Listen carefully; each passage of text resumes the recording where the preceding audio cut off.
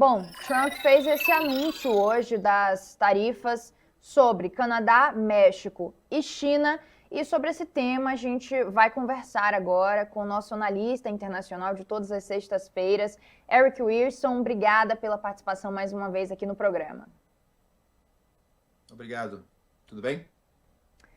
Tudo bem. Bom, Eric, vamos lá até para o nosso espectador entender, porque a gente estava até conversando aqui antes, né, de iniciar essa entrevista e, de fato, até o próprio Trump se confunde nesse recuo e retorno das tarifas. A gente teve, em fevereiro, esse anúncio de que México, Canadá e China seriam tarifados. Logo depois, ele anunciou um acordo, recuou nessas tarifas durante um período. Esse período agora se encerra, né? E de fato, a partir de 4 de março, China, Canadá e México vão passar a ser tarifados. Mas a China já tinha uma tarifa, né, já vinha sendo taxada, agora vai ter uma tarifa a mais. México e Canadá passam a ter essa tarifa. Queria que você explicasse como é que fica agora, de fato, essa situação das taxações e também queria que você me falasse o seguinte, ele já recuou antes. Tem a chance dele recuar de novo? Pois é, lá. Então, como você falou, o Trump está assim usando tarifas assim como ferramenta de negociação com esses países, né? Ele já tinha oferecido, ameaçado, na verdade, tarifar México e Canadá com taxas de até 25% o mês passado, mas com intervenção dos próprios presidentes, Claudia Sheinbaum no México e o Trudeau no Canadá, ele conseguiu dar um espaço, uns 30 dias, assim, para eles poderem resolver, mostrar a boa fé que estão tentando tratar dos assuntos que eram mais importantes. Ele alega que o grande ímpeto dessas tarifas é a importação de drogas ilegais, sobretudo o fentanil. Aí, de fato, o Claudia Sheinbaum mandou mais de 10 mil tropas para a fronteira, começou a ser mais agressivo com o ataque nos cartéis em Sinaloa e outras províncias, outros estados do México. E houve uma série de medidas tomadas também pelas autoridades canadenses, mas, como a gente sabe, ou seja, a quantidade de fentanil entrando ilegalmente pela Canadá dentro dos Estados Unidos é uma quantidade menos de, sei lá, 100 quilos por ano, ou seja, uma coisa muito, muito pequena. Mas, mesmo assim, já passou o mês e agora o Trump está de novo batendo na mesma tecla, dizendo que no 4 de março ele vai realmente colocar essas tarifas que tinha ameaçado antes de 25%. Isso vai atrapalhar muita coisa, porque, você sabe, a própria lei passada pelo Trump no primeiro mandato dele fortaleceu a integração das três economias, Canadá, Estados Unidos e México. Então, muitas empresas até criaram uma cadeia de suprimentos, uma cadeia de manufatura que conta com certas partes da cadeia produtiva acontecendo nos três países. Então, ele está criando, ou seja, basicamente uma pressão inflacionária sobre os próprios produtos americanos, né? Agora, como você falou, ele já tinha colocado uma tarifa de 10% sobre todos os produtos chineses, em cima do que já existia, se tivesse, e ele já anunciou que vai dobrar isso para 20%, ou seja, 10% mais 10%.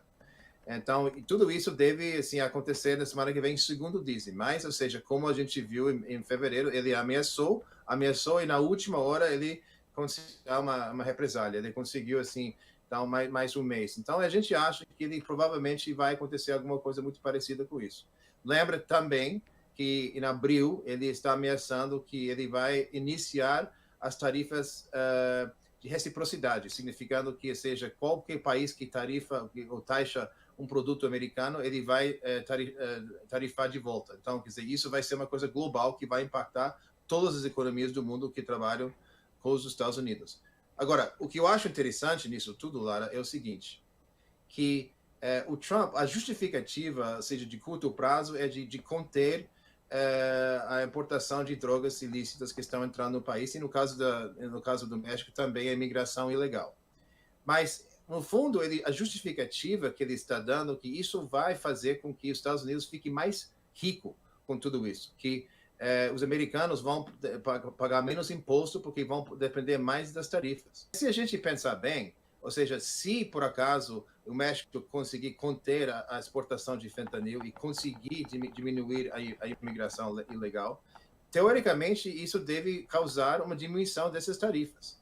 E da mesma forma que a gente está vendo que ele quer assim incentivar que o setor de manufatura nos Estados Unidos volte, ou seja, se começar a produzir muito produto aqui nos Estados Unidos, isso também vai fazer com que os americanos importem menos.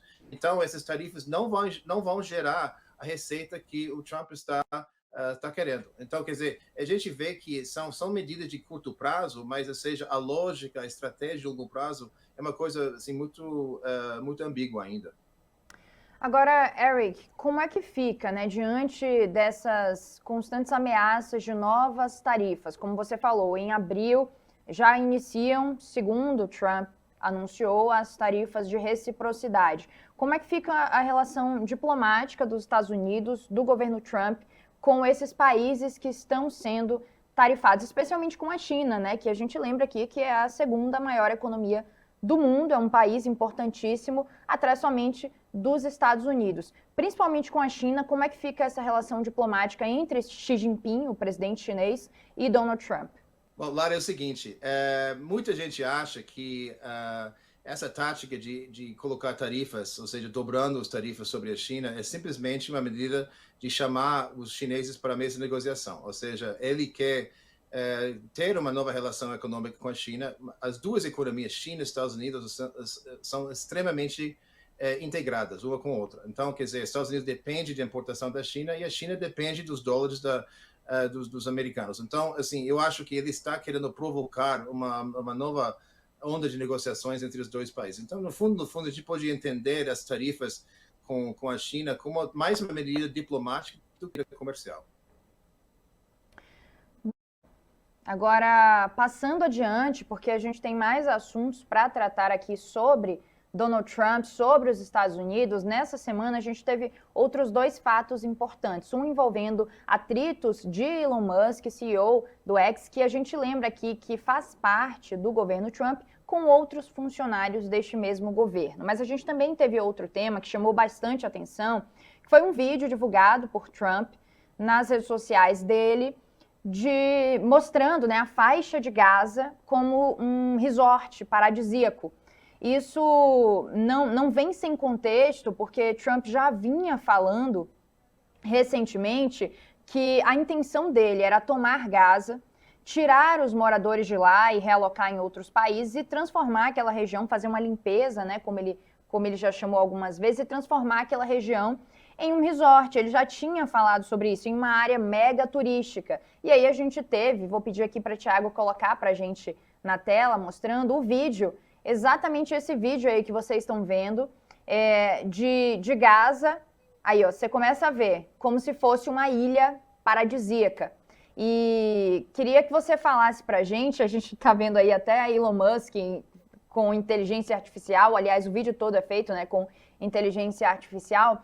E aí queria que você comentasse sobre esse vídeo, Eric, e queria também que você dissesse como foi que essa gravação repercutiu aí nos Estados Unidos.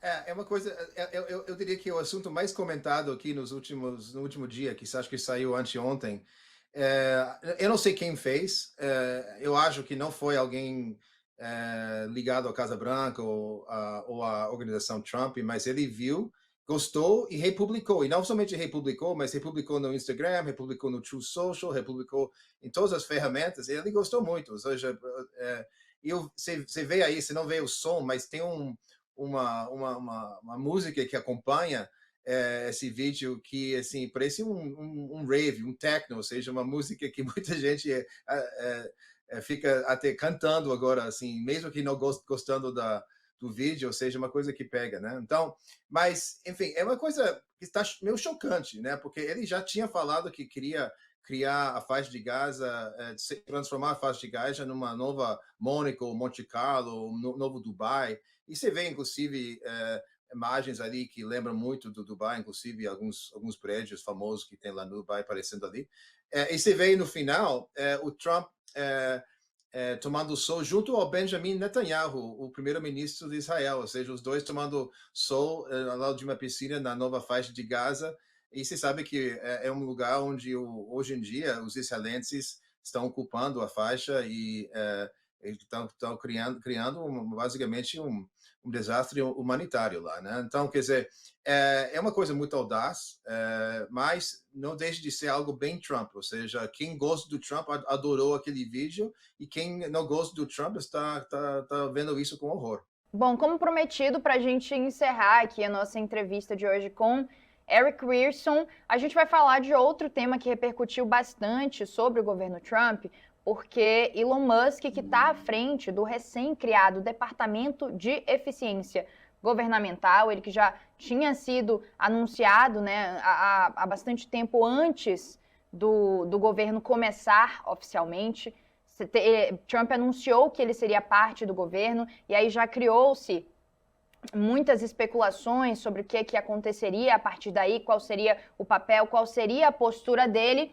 E no sábado a gente teve a primeira grande conversa sobre a postura de Elon Musk dentro do governo, porque ele enviou um e-mail que os funcionários antes não tinham recebido, pedindo a diversos setores para que esses funcionários detalhassem o que foi feito nas atividades regulares deles na semana passada. Muitos setores não gostaram, inclusive não só os funcionários, como os chefes desses setores não gostaram desse e-mail que foi enviado por Elon Musk. Não pegou muito bem, mas o próprio Trump não criticou, por enquanto, Elon Musk. Eric, como é que esse e-mail repercutiu aí não só nos Estados Unidos, mas o que você tem de informação de como ele repercutiu dentro do governo? Elon Musk não tem sido visto bem por outros setores? Essa história do Elon Musk é uma grande incógnita, porque, na verdade, ele elegeu basicamente o Donald Trump. Ele investiu mais de 250 milhões de dólares na campanha dele. Então, hoje em dia, ele tem basicamente carta branca para fazer aquilo que ele achar melhor. E o Trump vai defender ele, assim, de todas as formas. Mas os secretários recém-nominados não estão nada gostando disso. A maior parte, na verdade, em conversas privadas, estão dizendo que eles acham que o Elon é uma figura que não acrescenta valor, ou seja, que está criando mais problemas do que solucionando outras coisas. Então, quer dizer, por exemplo, esse e-mail que você referenciou,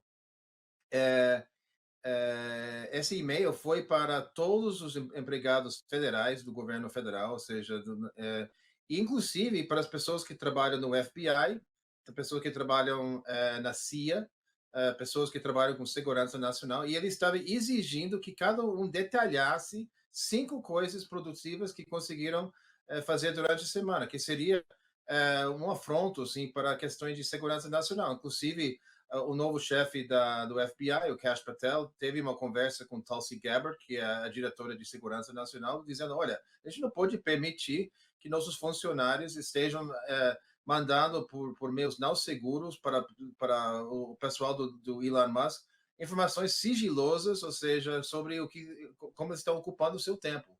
Imagina, um analista da China está dizendo via e-mail, hoje eu penetrei o centro de nervos da TI da China, ou uma coisa assim. Você não consegue mandar esse tipo de informação. Então, está criando um certo desconforto. Então, a gente está vendo essa história está no início, mas a gente está prevendo que vai ter uma grande ruptura daqui a pouco entre os membros do gabinete do Trump e o Elon Musk. E vamos ver como que o Donald Trump se comporta diante disso. Bom, pessoal, a gente conversou aqui hoje mais uma vez, mais uma sexta-feira, conversando com Eric Weirson, nosso especialista, analista internacional político. Eric, muito obrigada aqui mais uma vez pela sua participação no Poder Expresso. Obrigado, bom fim de semana para vocês.